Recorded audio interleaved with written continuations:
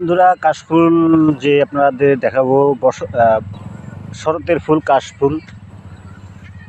এই মেঘ বৃষ্টির ফুল কাশফুল, আধো আলো আধো ছায়া রোদের খেলায় ফোটা ফুল কাশফুল। তো আজকে আপনাদেরকে যেখানে নিয়ে এসেছি সেটা হইতেছে কাশবন।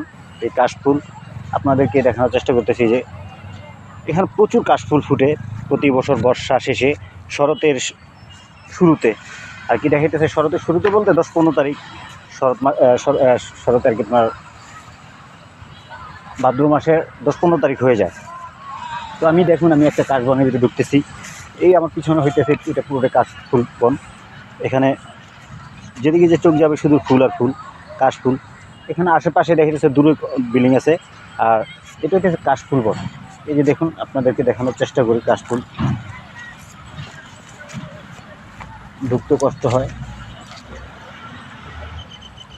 আপনাদেরকে চতুর্থ সাইডে দেখানোর চেষ্টা করি। এইগুলো সব কাশফুল।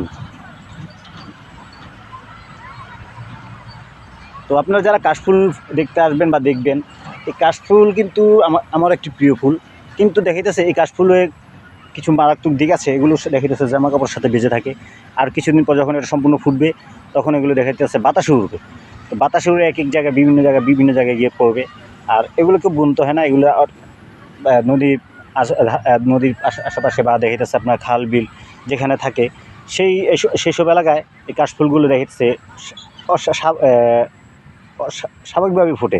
এগুলো দেখাইতেছে আপনার বালিময় জায়গাতে বেশি ফোটে।